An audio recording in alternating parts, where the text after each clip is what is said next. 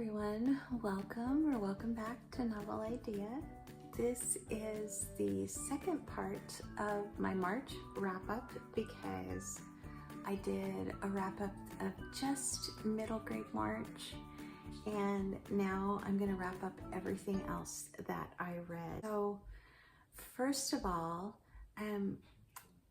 I did not tell you about one of the books that I read in February, and then I have a DNF also that I want to tell you about. The one that I didn't tell you about in February was If on a Winter's Night a Traveler by Italo Calvino. I read with Sandy from Miss Reads a Lot, Priscilla from The Evening Reader, and Gemma from Gemma Books. And Gemma was the first one to tap out. Sandy wasn't real excited about reading it, and I was like, I'm just gonna power through. I'm just gonna sit down and finish it if nobody's gonna read it with me, kind of thing. And Sandy was like, I'll finish it too, and I'll just power through it as well. So and then Priscilla was like, yeah, I don't think I'm gonna finish it either. This is a book that Priscilla said something about if she was a 20-year-old and was still in college and was taking this as a class and just had the ability to talk about a book within a book within a book, that it would just be this fascinating concept and they could take it all kinds of directions and all of that. And Italo Calvino writes beautifully. I really liked the writing of this book. I did not love, number one, the subject matter that he chose to write about.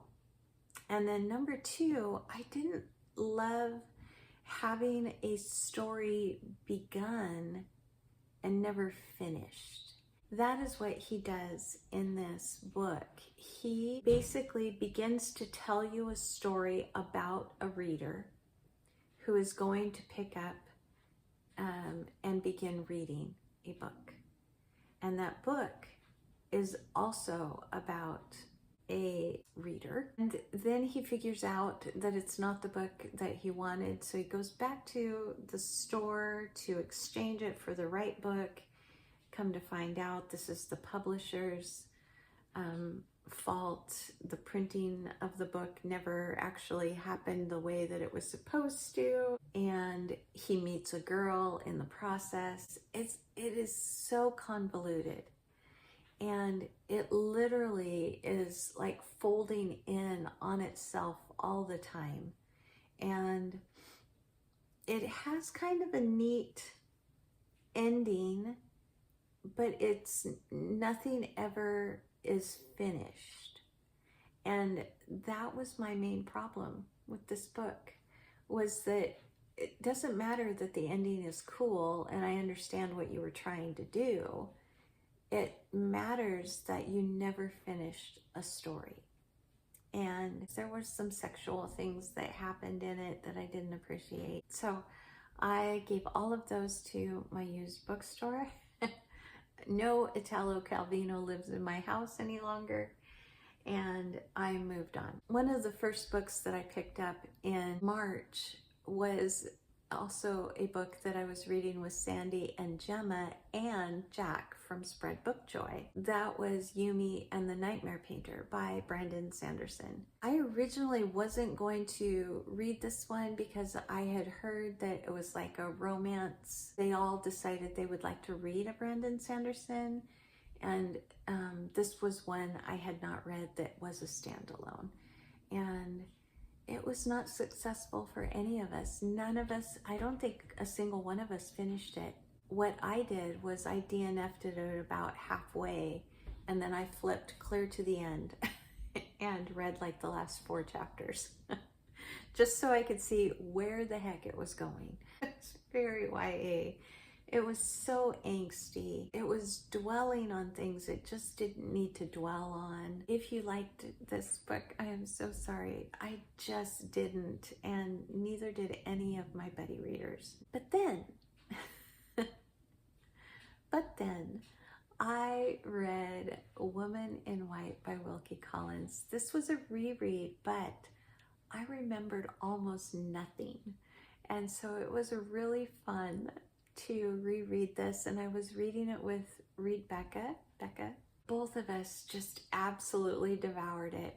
We would read our chapters for the day and we would be like, I really don't want to stop. I'm not going to tell you anything about it because it's better if you just don't know, but it was just full of suspense and intrigue, and it's a sensationalist novel, so it was sensational.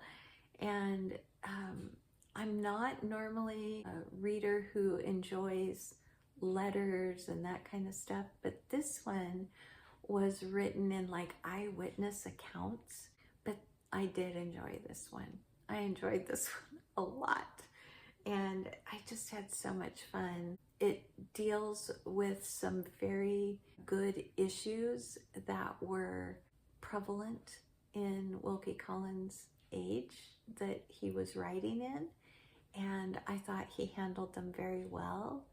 I really loved the character of Marion. Just enjoyed the whole process of things unfolding and becoming clear right up till the very end. It was so good. Then I also had my reread of Return of the King for Tiffany's Patreon, Beautiful Minutia. Her Patreon has been reading Lord of the Rings since January. So we read Fellowship in January, we read Two Towers in February, and Return of the King in March. And I was so sad after I finished this book because it was done, it was over. And so there were a couple of things that really stood out to me on this reread. There are so many little pieces of this story that I love. I love the fact that J.R.R. Tolkien doesn't stop the book at the end of the war, and that we get to travel back with so many of the characters to the Hobbiton, and that we're back in the Shire, and that there's still some enemies to defeat when they get home. That even though this evil has been overcome for the most part, that there's still some things that have to be dealt with. And Frodo's heart to be gracious and merciful, even to those who have wronged him, is just beautiful. And I love that we get to spend time in the Shire also before the end of the book. So there was so much I loved about it, but it was very sad to have to close it and be done. I read 4 Seasons in Rome by Anthony Doerr. I was expecting a little bit more from this. I didn't love All the Light We Cannot See, so I thought maybe reading something that was nonfiction would be a chance for him to kind of make up for what I didn't love in All the Light We Cannot See. A nonfiction about his family being in Rome with a set of twins and spending a year there. I didn't think it was anything special. And I read The Rose and the Thorn. That's by Michael J. Sullivan, and this is the second book in the Riyria Chronicles. And so the Chronicles are taking us kind of back before Revelations starts, and we're learning some of the backstory of some of these characters that we meet in Revelations, but they aren't really expounded upon. And we learn even the name of the book. We learn why it's called that, but we hear the name of this book in Revelations. We just don't know the story behind that name.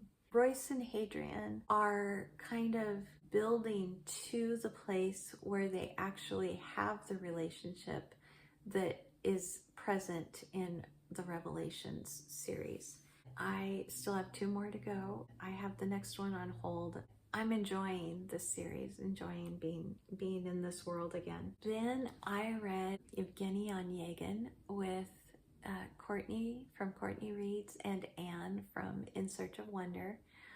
Both Courtney and Anne know Russian, and so both of them had a translation and the Russian original. And so they got to tell me all kinds of things that I never would have known otherwise. And so I loved buddy reading this with them. My version was following the rhyming scheme, but it also had some like vocabulary words. One thing I did find out was that a lot of Russians at the time were more French than they were Russian. They spoke French, they wrote and read in French.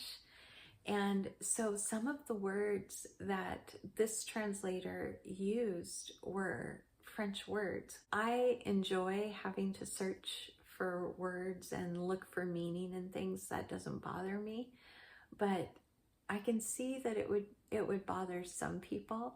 Evgeny Onegin is a cad.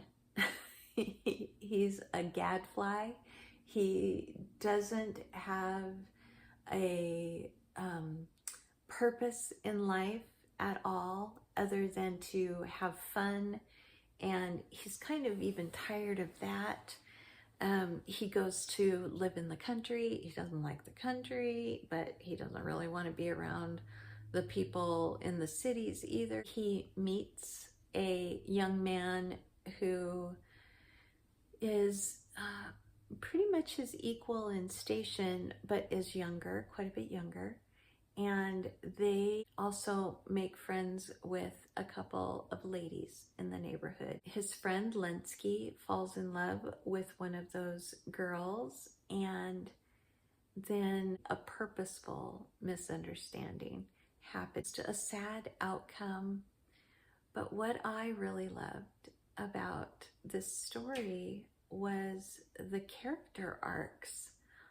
I wouldn't have thought that you could do much in a long form poem with anything more than plot, but Pushkin does it. He does it, and he does it well. So it is beautifully written, beautifully told.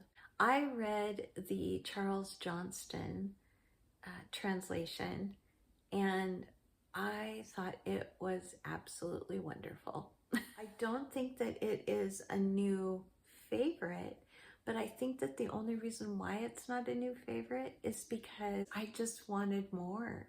I wanted more than just what was on the page. It reminded us at several points of Jane Austen works, the situations, not the writing.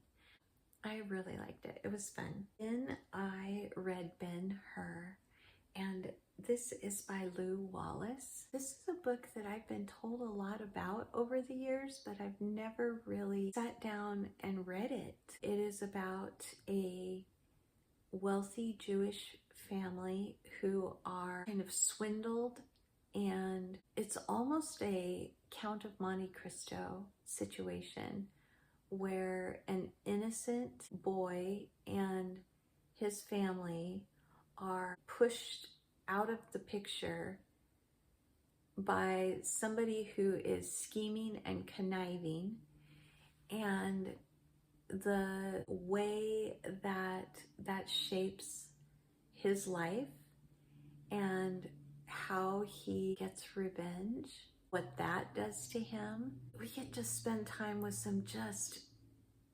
incredible characters. The only thing that I didn't care for was how much time they talked about getting revenge. But for the most part, I just had such a wonderful time seeing redemption and forgiveness, finding of one another again, and it was lovely. Then I read American Bloomsbury by Susan Cheever. This I picked up because Alcott April has just begun, and it's more about Concord, Massachusetts than it is about any one person in particular. I think we spent the most time with Emerson and Hawthorne, but she does talk about the Alcotts, and she does talk about Margaret Fuller. To me, this felt like Susan Cheever had an agenda, and that agenda was to disillusion the reader from thinking that these men and these families and these women were anything like the characters that they wrote about. And she would make statements, but oftentimes those statements weren't backed up with anything. I enjoyed parts of this book quite a lot, but her overall agenda of what she was trying to do, I'm not sure I appreciated.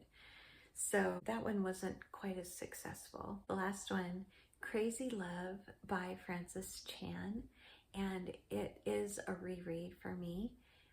It's been many years since I read it last, and it was so good. Such a good reminder to be constantly laying my ideals, my wants, keeping my heart posture on its knees and in a sacrificial position of what can I lay down? How can I get more of the heart of God for this person or this situation or this emotion that I'm experiencing? So anyway, I loved it. It was fabulous. If you haven't read it, I would highly encourage you to. Just changes your outlook and changes your faith, really. Wonderful to read it right before Easter. That is it. I wanted to remind you to, if you haven't and you want to win this copy of Jane Eyre, then I'll leave the video that you need to comment on and tell me that you want to be entered into the drawing. And so I'll link that down below in the description box. I would love to hear from you what you enjoyed reading in March. I would love to know if you've read one of the books that I went over and what you thought about those books, and if there's something here that I inspired you to pick up. I would love to know that too. Thanks so much for joining me, you guys. I will see you again very soon. I know I will, because on Thursday we are going to be drawing for this book.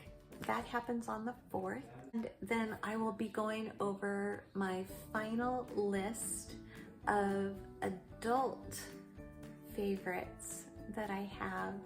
And I know I'm gonna leave something out. I'm just trying to go over and over this list. Anyway, I'll try to do fiction and nonfiction. All right, that's everything. Thanks for joining me, guys. Like if you liked it, subscribe if you want to, and I'll see you again very soon.